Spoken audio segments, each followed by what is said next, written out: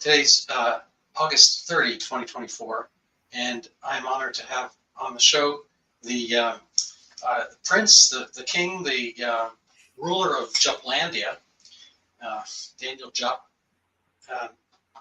Daniel, tell us, where is Jupplandia, and would you rather be there currently than the United Kingdom? Undoubtedly, I'd rather be there. Yeah, Jupplandia is my Substack. It's the name of my Substack, and vaingloriously and with a touch of megalomania, I turned my surname into the name of a country, an imaginary country, and that's under that name that I post my Substacks. Why would you rather be in Jupplandia than the United Kingdom? Rather than talk about Jupplandia per se, but look, what's going on in the United Kingdom? I made a mistake. I was playing tennis with a couple. We were playing doubles with friends, and I made some reference to their being English. They're like, "No, we're Scottish." Yeah, that is a bad mistake to make. They don't appreciate that. But what's going on in England? Well, obviously we've had our election, and a full 20% of the eligible voting public wanted the government we've got now, and so we had this huge majority for the Labour Party, mainly because the collapse of the Conservative vote and the fact that half the Conservative vote went to Reform, the new Alternative Party. And what that's left us with is with this huge Labour majority that can do effectively whatever they wish for the next 5 years. And boy, have they started off at a pace doing whatever they wish, because we had a yet another incident of innocent people being harmed by either asylum seekers or second generation immigrants or immigrants. And we had 3 young children, very sadly, were murdered, stabbed in a place called Southport. And in response to that, we had what are classified by the mainstream media and by the government as far-right riots. Anyone who's actually looked into it knows that what that means is that finally, after 60 years of mass immigration and successive governments ignoring their feelings on it and increasing crime and danger on our streets, the working class white people in our country finally got to the point that people like Black Lives Matter get to a lot sooner, and created public disturbances. But if you've looked at online coverage of this, you'll have seen not the kind of coverage that's given by mainstream news. You'll have seen that virtually everyone that's been arrested, and we had a wave of arrests in response to this, and we had very draconian responses with up to 1,000 people now have been very quickly processed, very quickly charged, very quickly found guilty, and put away for very long sentences. And it's very similar to what happened with J6, because the government presentation of what happened and the mainstream media presentation of what happened is completely divorced from the reality. There were people who were shouting and swearing at the police. There was some property damage, but it was much smaller from the white working class than previous Black Lives Matter riots have been, or previous ethnic-based riots like the riots we had some years ago in response to the Duggan incident. So what we've been told is that that we've just had this terrible far right explosion, and the government clamped down on it, and that's all kind of fine and dandy, and we still live in a democracy. And really what the reality is that people have been arrested who've had no previous interaction with the police, no criminal record, never been involved in trouble or violence before. And those people have been arrested for things like social media posts and things they've said online, if those things have been against mass immigration, if those things have been against immigrants or asylum seekers, and if those things have been non-PC in nature. And, you know, many of these people are much closer to say, the grannies that entered the Capitol building and were then treated so badly by the Biden administration. You know, but what we're told is that they're all hardened far-right thugs. Our new hard left Prime Minister gave a series of, you know, stern declarations and public addresses in which he basically characterized anyone who opposes mass immigration as a Nazi, and, you know, justified the completely draconian responses from the courts and from the judges and from the police. Now, that clamped down the, you know, what violence there was. But if you've looked at online coverage, you saw that, for example, there were huge Muslim gangs involved, and they went through town centres, they terrorised anyone they found who was white, and they inflicted violence on several kind of white victims. There was no public address about that. There was no outcry about that. The media and the government carried on pretending that all of these gatherings, all of this disturbance was initiated by the far right, who were, of course, white. So, you know, there's been this kind of complete dishonest fabrication on the whole thing. And the closest analogy is to J6. You know, since then, we had, you know, this draconian response certainly calmed down the streets. But then we had the Notting Hill Carnival. The Notting Hill Carnival obviously is a celebration of black culture in the UK, supposedly. That always generates multiple arrests, multiple stabbings, multiple violent incidents, and it's described by our media and by our you know, new Prime Minister and everyone of his type as a kind of wonderful celebration of everything that makes Britain worthy and noble. There was actually more violence at the Notting Hill Carnival than there was at the Southport riots, but you'd never believe that following our media. You know, so the accusations that would come out since are that we now live in a system of two-tier policing, and we live in a system where if it's a protest by white people, especially white working class people, it will be treated to the full force of the law, and it will be, you know, there'll be police tactics like kettling, there'll be police charges against these people, and, you know, there'll be very quickly the kind of responses that we have never seen in response to groups like Black Lives Matter.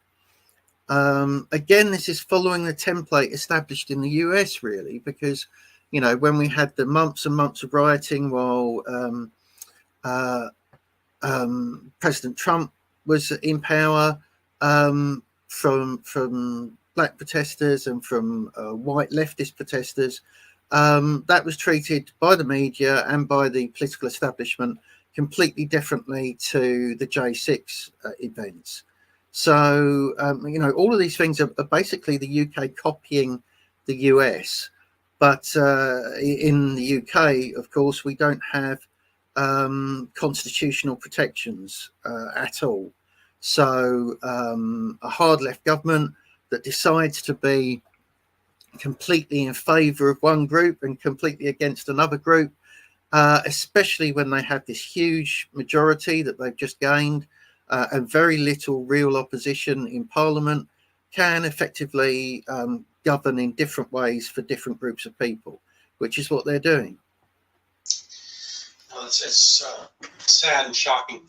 I saw some pictures of the Notting Hill Carnival. I might put them up a little bit.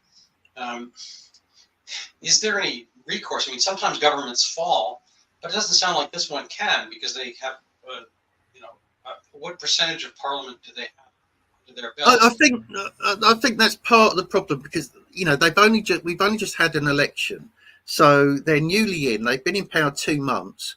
They're already disastrous, and in things like polling, we see that they're already a hated government, and quickly become a hated government within 2 months of being elected.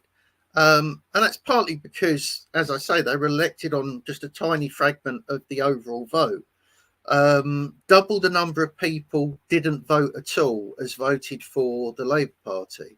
There's 40% of the eligible vote chose to stay at home and not vote at all, and 20% of the eligible vote voted for the Labour Party. So they had no real democratic mandate. Democracy becomes a farce when you get to those levels where double the number of people aren't taking part as the people that vote for the government that gets in. So that's a problem, and it's a problem which they don't seem to worry about in the least, because they've got legally now 5 years where they can rule for 5 years without needing to call another election. And look at polling, their popularity has absolutely crashed in response to people seeing that there's this two-tier policing, seeing that the government that's got in is going to rule completely regardless of any kind of sense of justice or fairness. And Keir Starmer, the new Prime Minister's personal approval rating has dropped by 26 points in 2 months. So it's a massive crash in popularity, but that has no real effect for them because they don't care. And they've got 5 years to try and rig the system in time for the next election to get in, even if they're hated. And they've seen very effective rigging in the US. They've seen the Brazilian election was just stolen. They've seen that Macron can have very low popularity levels himself and still be in power in France. And Macron has ruled for years with ongoing riots again and again and again, and deeply unpopular with the majority of people in the country. So we're getting to the stage now where globalist leaders are so confident of their ability to rig systems and so contemptuous of democracy itself that they don't really fear the electorate in any way whatsoever, and they don't fear becoming unpopular with the electorate, because the elections are a rubber stamp on who's already been chosen to rule. Yeah, it's a horrible situation. And you guys don't have you don't have any First Amendment or Second Amendment, because there's nothing to which to amend. You don't have a constitution to begin with.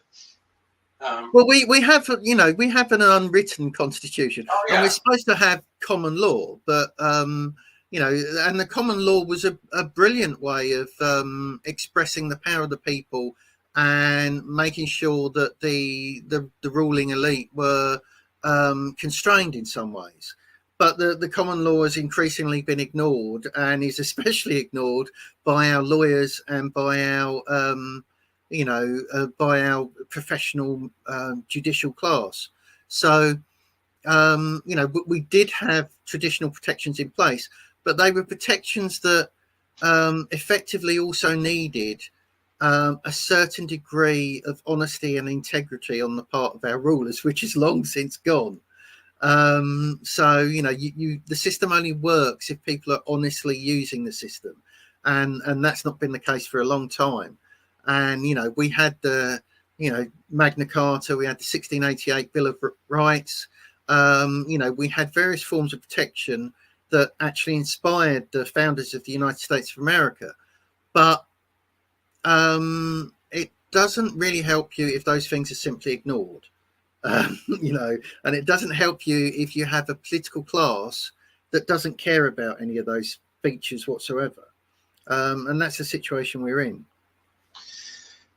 There's also, you don't really have checks and balances. I mean, democracy can be a brutal system. I mention this all the time, but democracy is three wolves and a sheep voting on dinner. And what you need is a republic as a kind of preservation of the rights of the minority.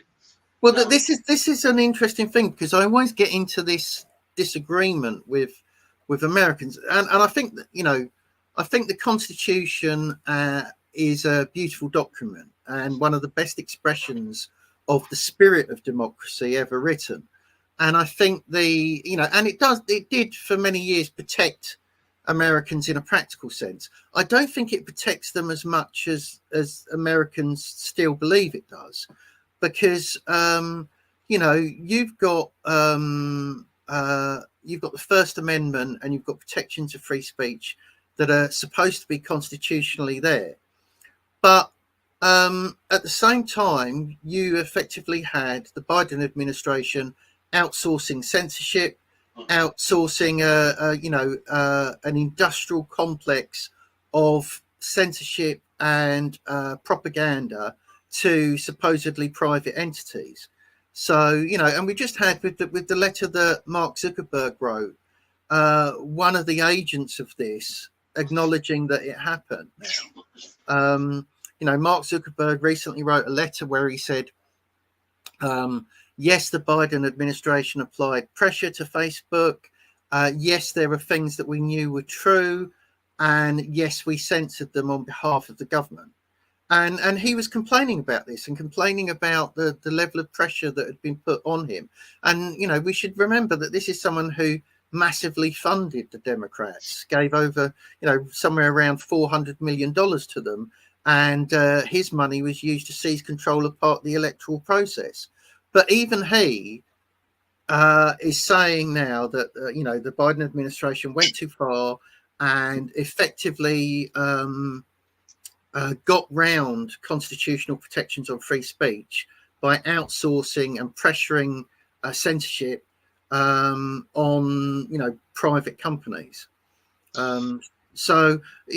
Yes, there's the protection there, but it's not working as effectively as Americans might think it is. No doubt.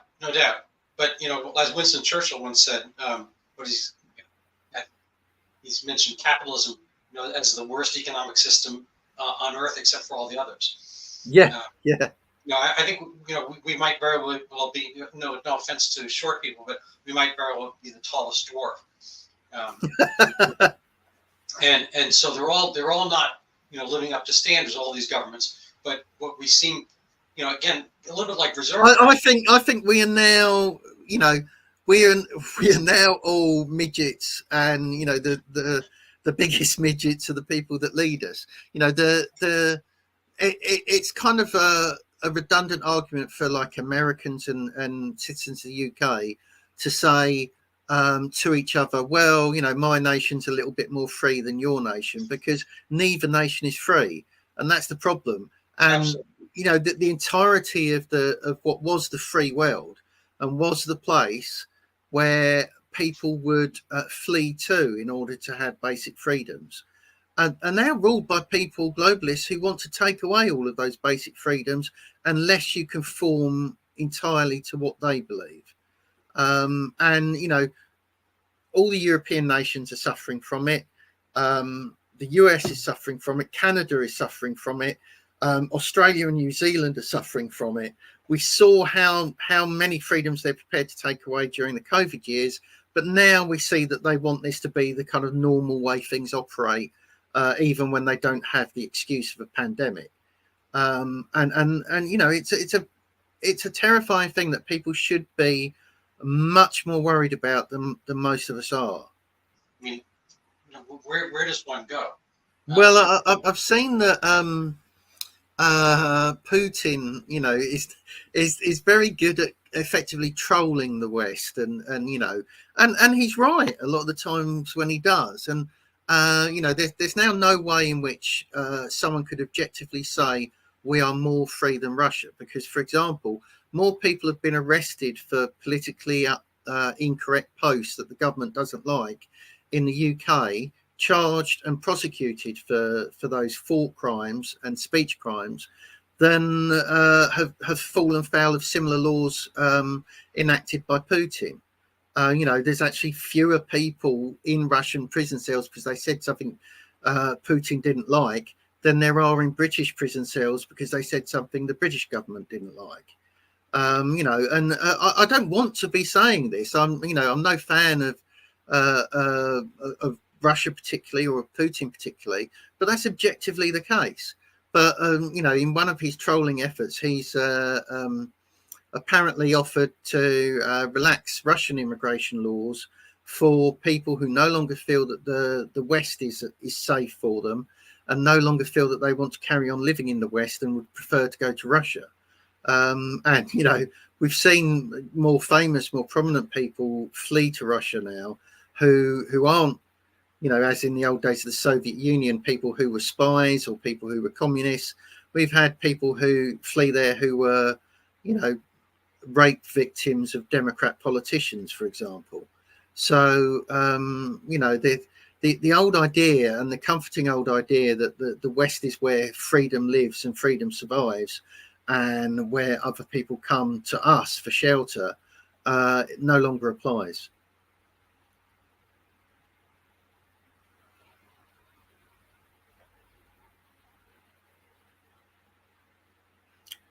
I've heard that people are thinking about buying property, or many not just thinking, buying property in Hungary, for instance. But on the other hand, Viktor Orban, who's wanted to maintain Hungary for Hungarians, may be, I guess, open to that concept. But on the other hand, he's being fined 250 million euros a month or something like that. I don't know, some zillion dollar amount for not opening his borders to the mass immigration that's coming in. So is he going to be able to sustain this? What is wrong with leaders wanting to help their own citizens? Yeah. When did that get out of style? It's been.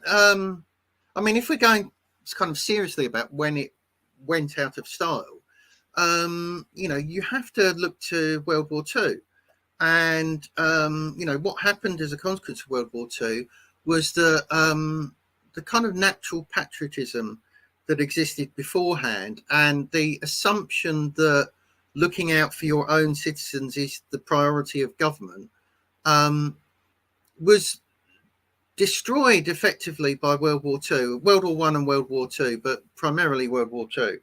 And because the people who took charge of the narrative immediately in the aftermath of World War II were internationalists.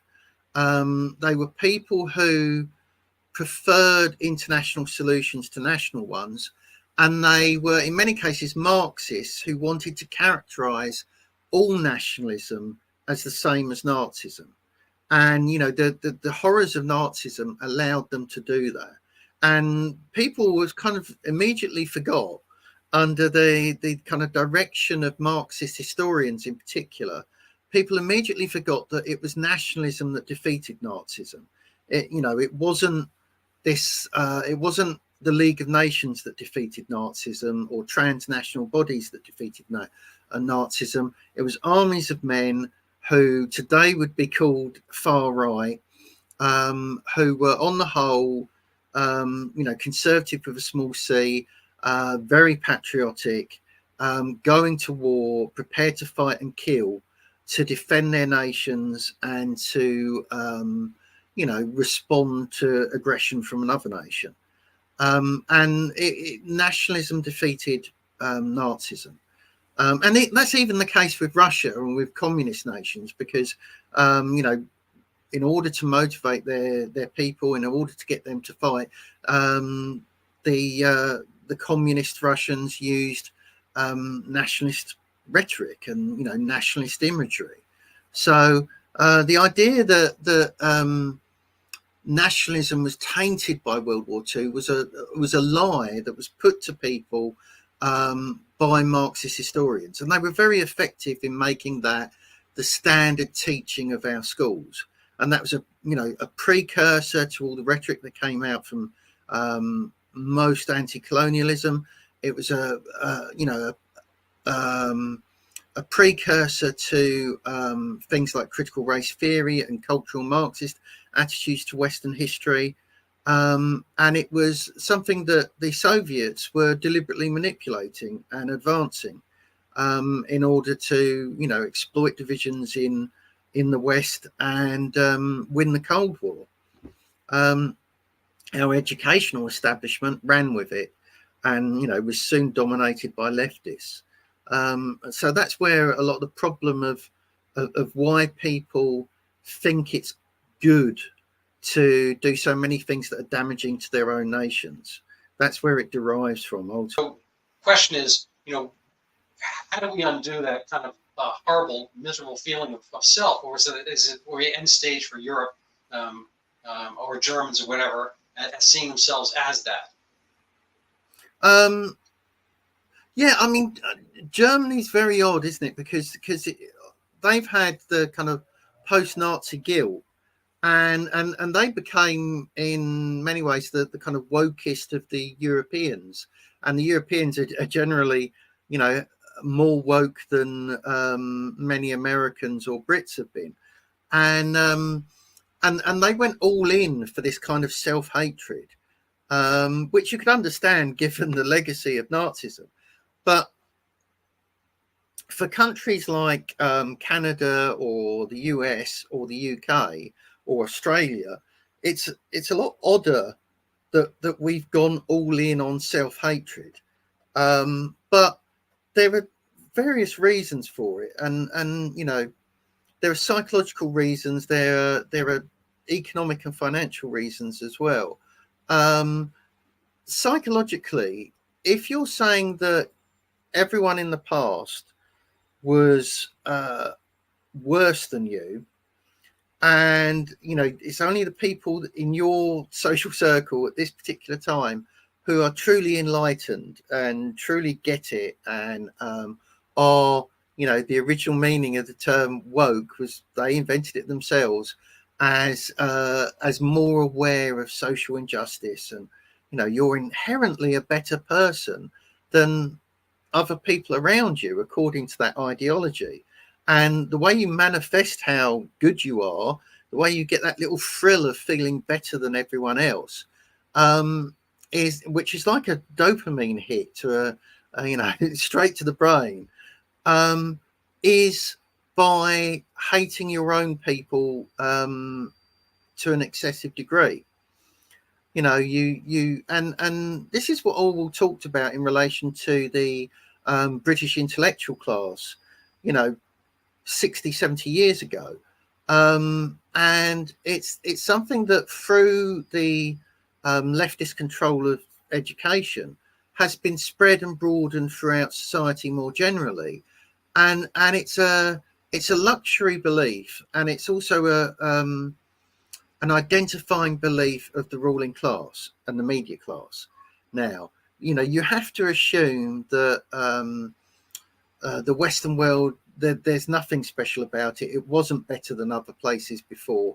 It is, that there is this kind of cultural relativism, which will always allow you to point out the ills of the Western societies in the past, and concentrate on those exclusively, whilst never acknowledging that other cultures did the same thing. So, for example, the cultural Marxist interpretation of the history of slavery, and the fact that the abolishing slavery, especially as a kind of global enterprise and as a slave trade that functioned internationally, was a Western invention. But suddenly, supposedly, the West is supposed to take on the burden of not just the majority of the guilt, but exclusively the burden of guilt for the existence of slavery, which existed in all human societies in one form or another for millennia, including obviously all the non-white ones. So this self-hatred is something that obviously has been promoted and spread by our enemies externally, obviously played a part in welcoming some of those enemies into our nations, and was funded by the Soviets in the past, and this self-hatred has been funded by Arab nations more recently, and explains the devotion of university students for Hamas. You follow the money, and people who want the West to fall have funded this stuff. The West had a psychological crisis following both world wars, no longer believed in itself, its leaders no longer believed in it, and it became a marker of being a better person, and certainly a marker to get into the ruling classes, to actually despise your own history and despise your own people. And unfortunately, that's the situation that the white working class or ordinary people in Western nations are now under, where for generations now their ruling class has been taught to hate them and hate their history, and to see no reason to protect them, and to actually work towards their amelioration or destruction. We have these places like England or the Netherlands or whatever, and it seems like they're being homeopathically succussed to the extent that you keep diluting what's there, banging it a lot, and then it's not the same thing that you thought it was there. So in a sense, maybe it's kind of like this movie The Men in Black, where these shapes that look like the being, but in fact they're populated by something else. So that these, well, we've got. I mean, it is all. If it was a kind of homeopathic problem in that sense, the dilution of the original peoples of Western nations wouldn't be as big a threat as it is. It's not that tiny parts are being added to a solution. It's that huge parts are being added to a solution, which then changes it into an entirely different thing altogether. Yeah. So look, the basic fact is that no culture in history has had the levels of mass immigration that Western nations now are told that is normal and told that they should welcome. And I'm not really aware of many cultures where the ruling class has been enthusiastically pressing for the mass replacement of their own populace. That doesn't really happen. That normally happens. You get massive demographic change when people are brutally conquered by an external enemy, or you get massive demographic change over much longer periods of time. You don't get this kind of concentrated and deliberate change of populations from within, and conducted from its own leaders and supported by its own leaders. And it takes a kind of massive level of distortion of what the duties of government should be, and what makes a good leader, to get to that point where leaders now think, I'm a good person because I added another 1 million refugees to my nation. Previously people would have been, my duty as the leader of my nation is to protect my people, my existing people, from massive influxes of this kind. Trump has that traditional conception. All of the globalist leaders have the modern new idea that their job is to massively replace a population, an existing population that disappoints them, rather than actually doing what that population. It seems to me that it's just a matter of getting the populace that you want to keep yourself in charge. And so, at some level, democracy, I hate to think of it this way, but is democracy a problem?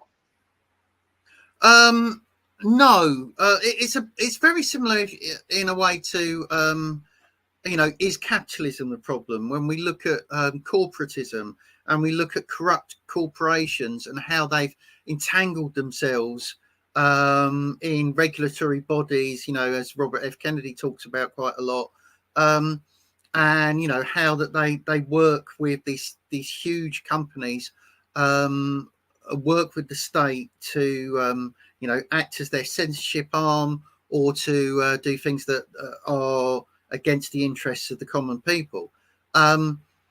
What you're seeing in both cases, what you're seeing with that kind of corporatism in the business world, in relation to capitalism, and what you're seeing in our supposed democracies in the West today, is not so much a problem with the original, a problem with how these things operated when they were operating properly. You're seeing what happens when these systems are taken over by soulless, utterly corrupt entities who have no sense of loyalty to a particular place or a particular nation or a particular people. It's not so much that democracy is to blame for this. It's the corruption of democracy that is to blame for this. And, people trying to rig democracy against the interests of the people.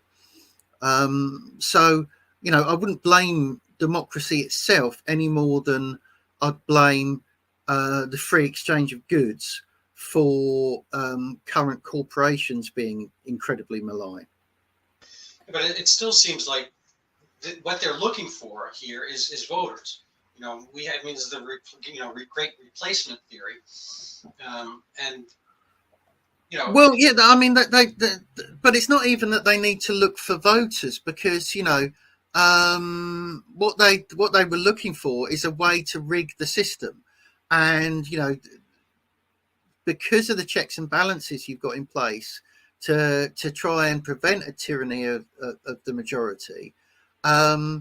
Actually, those balances have their own problems, because, for example, one of the reasons that Democrats are so in favour of opening the borders and letting in lots of people is that they know that those people will go to Democrat regions, they will be welcomed into Democrat regions, and then those regions, based on an assessment of population, will have a higher electoral college vote. Something was brought up in the course of Western civilization, and the West being, kind of this European sense, is kind of like the current malaise, godlessness. Yeah, you need for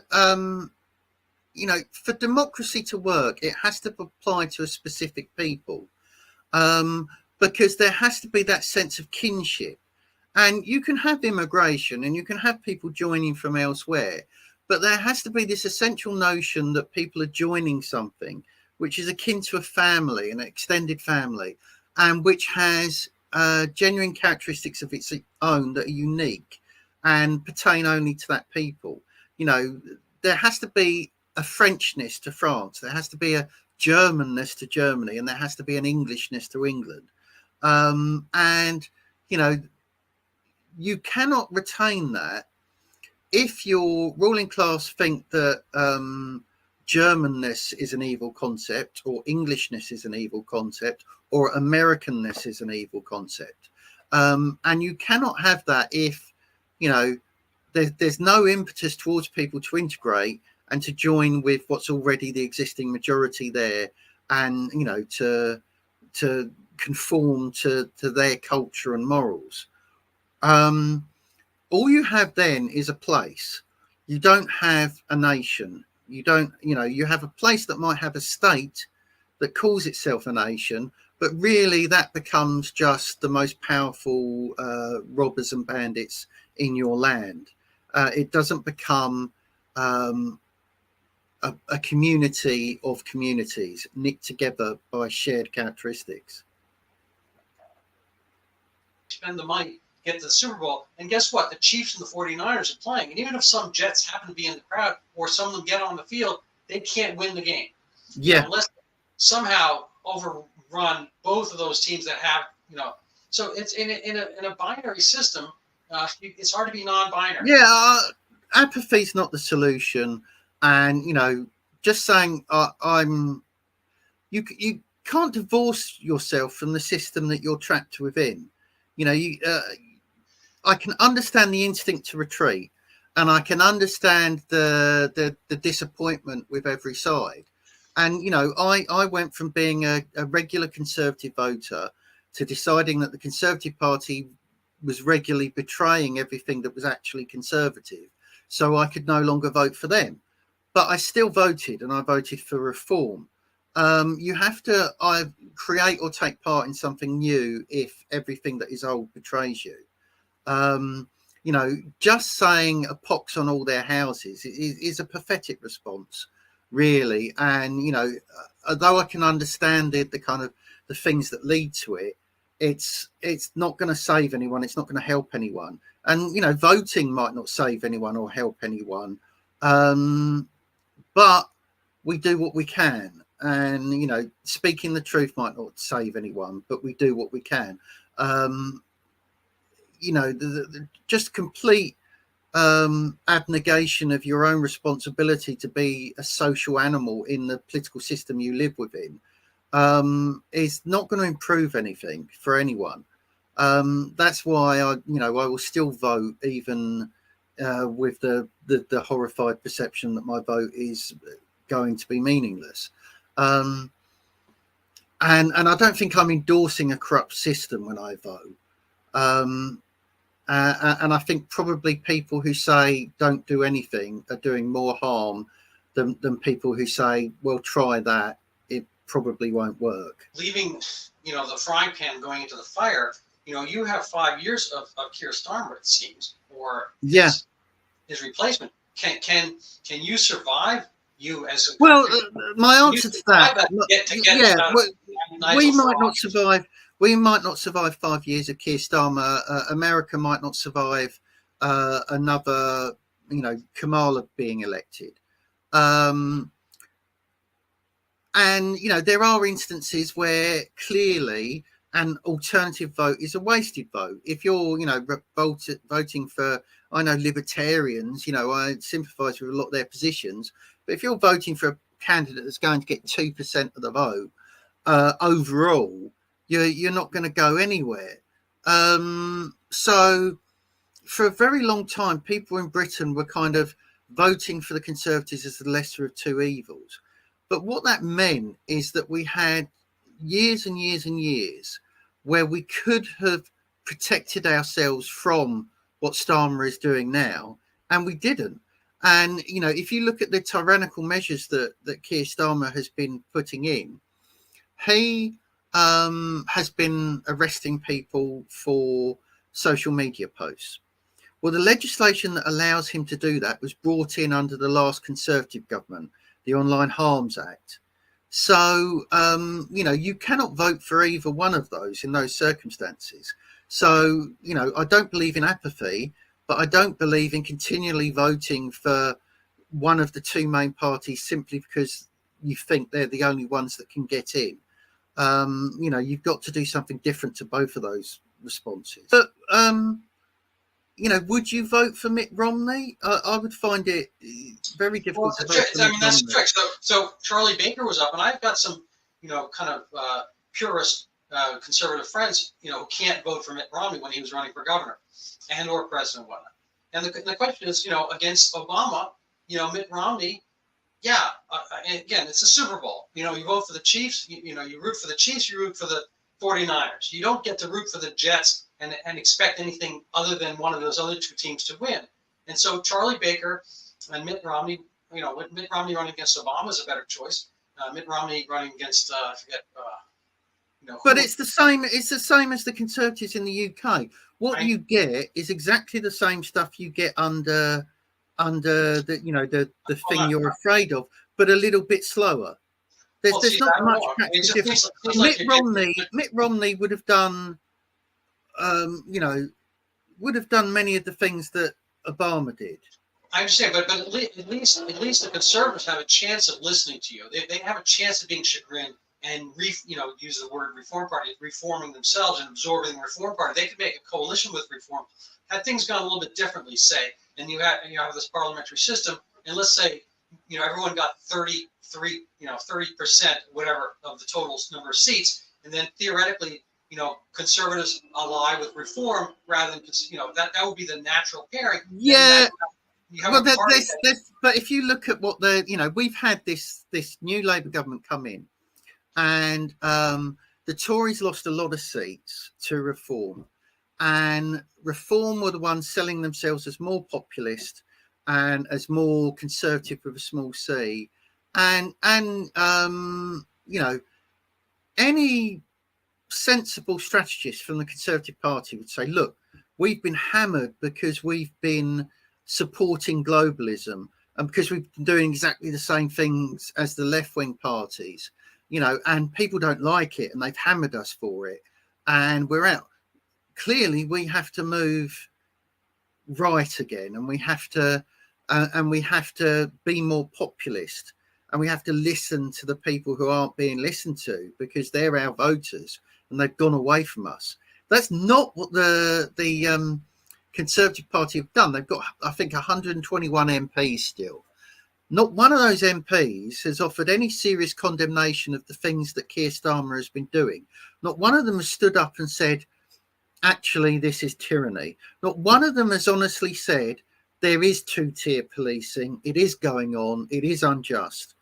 They've offered no kind of concerted opposition to what Labour is doing because they have exactly the same ideas, because they're also globalists, and they're also people who have a contempt for the white working class, and they're also, these middle class, remote types who have no connection with ordinary people and no sense of loyalty to their nation and its people. They're what little they did when they were in office was clearly things that weren't going to solve any of the problems, and the problem of mass immigration.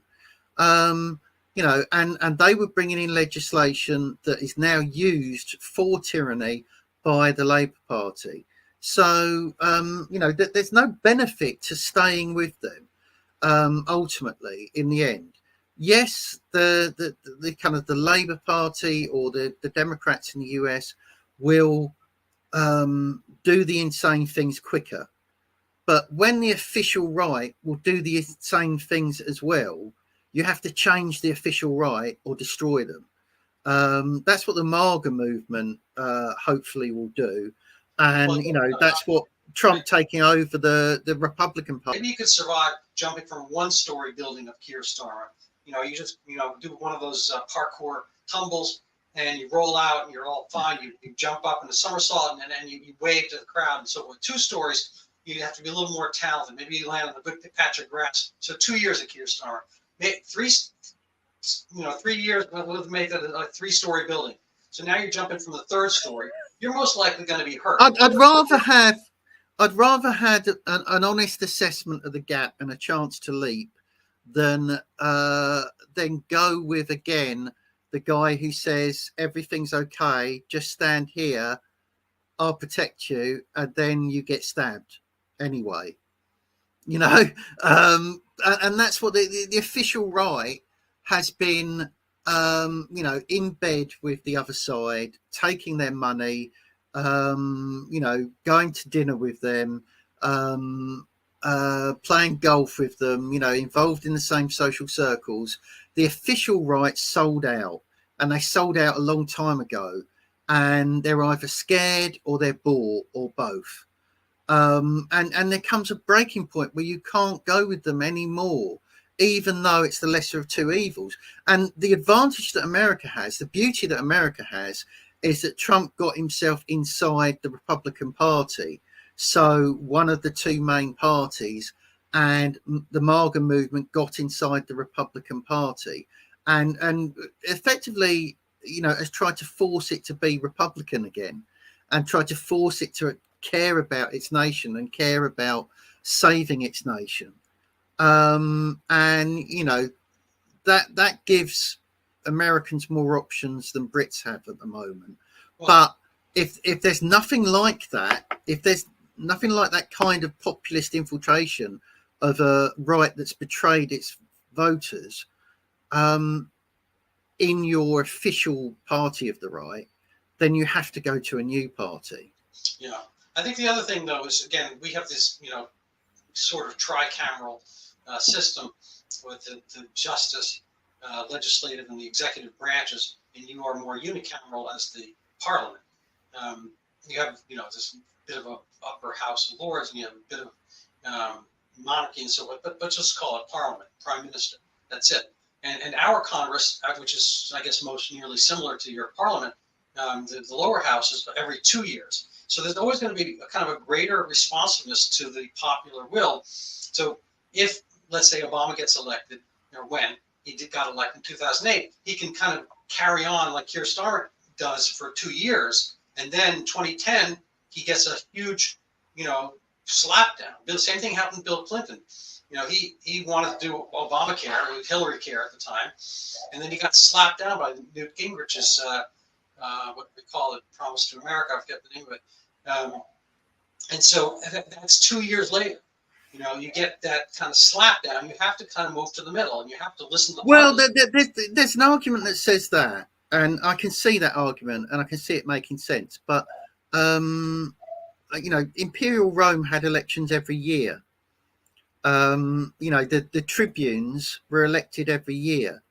So they had much more frequent elections than us. Were they more democratic than Western nations 20 years ago? Of course not. Were they more free? Was the Roman citizen more free than a Western national citizen 20 years ago? Of course not.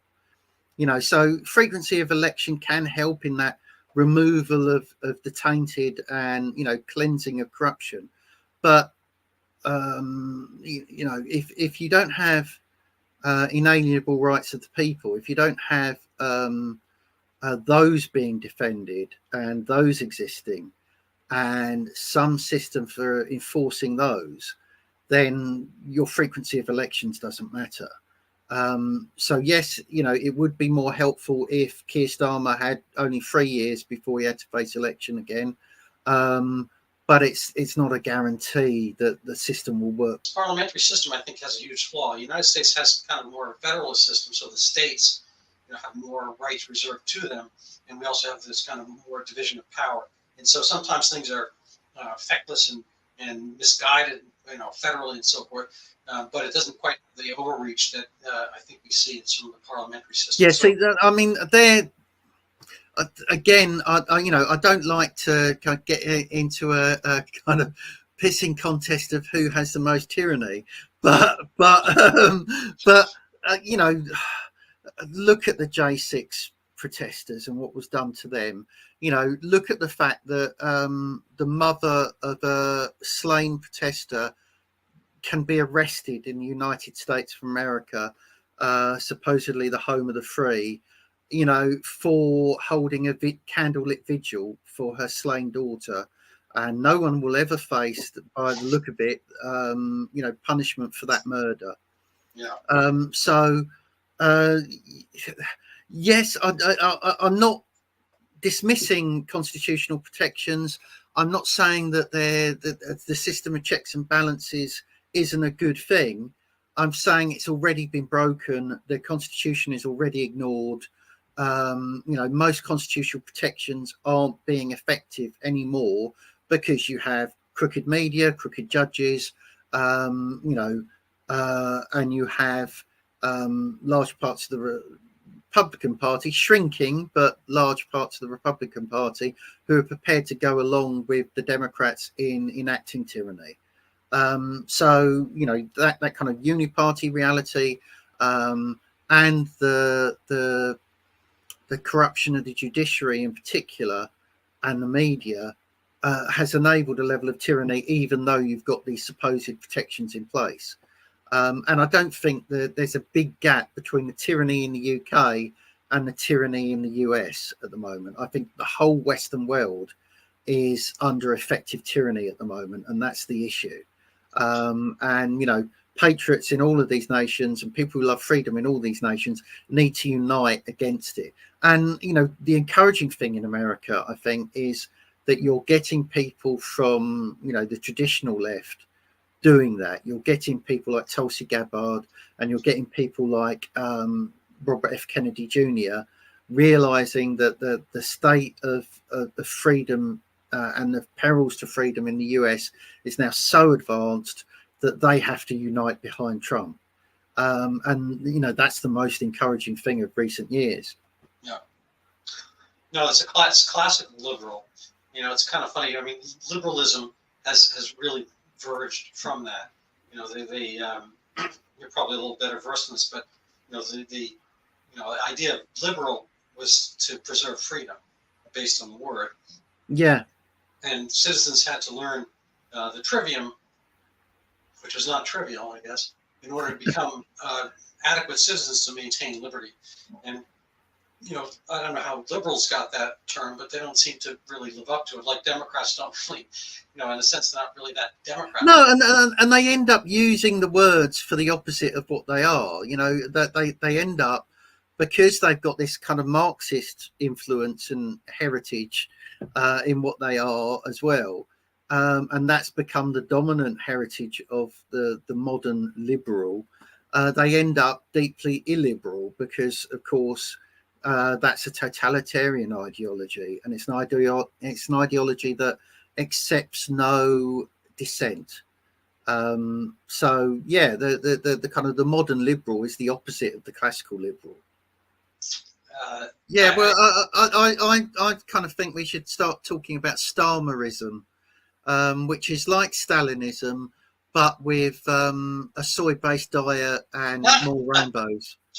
Well, yeah, I think that the Austrian painter was a vegetarian, wasn't he? Yes, he was. Yeah, he would have fitted in nicely. Yeah, let people see the pristine clarity of Jutlandia. And are you actually selling visas and passports, immigration?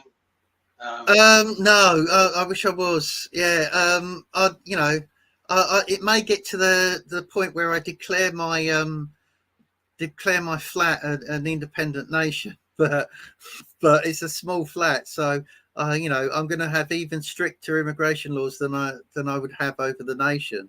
Yeah. But yeah, so I saw this clip of a guy going around the UK to one of these refugee rallies, pro-refugee rallies, and he's like, all right, can I sign you up to take in one of the refugees at your home? Yeah, I've seen that. I rent, and it's like the ones who want to. Well, I own my place, but it's small. Yeah. Not one of them. He couldn't find one of them that was willing to actually take a refugee. Funny that, isn't it? It is crazy. So last thing, just if people want to help support my video cast and help me maybe get better internet here or something. Yeah. Or some kind of prophylaxis, they can buy my book. It's Overturning Zika, the Pandemic That Never Was. And I actually have in audience here somebody who's actually read the book. And we have a screenplay we have not managed to launch. I want to talk maybe offline about that. Maybe I can get an animated version of it. Daniel's a great writer, and he is up for hire to a certain extent. I get it. But people should read Jutlandia. Yes, I'm the oldest cliche there is, an impoverished writer, So well, they don't always stay that way. I mean, writers, ask George Martin and Stephen King. You hit the right combo. Who knows? Yeah. You have a lottery chance. But I really, I say this. I love your writing. You write impactfully. Wisely and humorously, simultaneously, and a lot of heart and verve. And I knew of you before I knew of you because you wrote under pseudonym for a good length of time, and you were one of the bright lights of the dark times. And so, thank you. That's very kind, Randy. Thank you. Well, it's absolutely true, and I hope it doesn't continue. I hope that the brightness of your light is kind of blended into the general brightness of our times, so that we don't need you. Yes, yeah, that would be good. I'd love to be redundant in that sense, rather than in the just economic sense. Yeah, I'll be but yeah, and I can recommend your book as well. It's like let's pat each other on the back here, and it's a very interesting case of something that happened before COVID that maybe told us COVID was coming. Yeah, I know. Had people anyway? Have people been aware of this kind of crazy phenomenon of unfortunately you're sitting down, of bureaucrats lying to people? Yeah, astonishing, isn't it? Yeah, they might have been a little bit more wary of the next one, but who knows? H.L. Mencken in the 20s, he said, democracy is the system by which people vote for what they want, and they deserve to get it good and hard. Yeah, but I should probably say just before we go, my latest piece, it talks about how democracy is more than just one person, one vote, and it's not the tyranny of the majority; it's the spirit of liberty as well. And you can't have one without the other. A democracy with no spirit of liberty is not a proper democracy. And and that's all based around the protection of the inalienable rights of the people, and that's what the Constitution and the founders got so right. But like lots of Americans have that kind of same distrust of the word democracy. We shouldn't distrust it. We should distrust the way our current leaders use it when they don't feel it. All right, lovely. So I'm going to end on that. Thank you so much, Daniel, for being on. And good luck to you once this is out in the social media world. Cheers. I'll have to pick up my kids shortly, so I'll have to say goodbye and then rush off.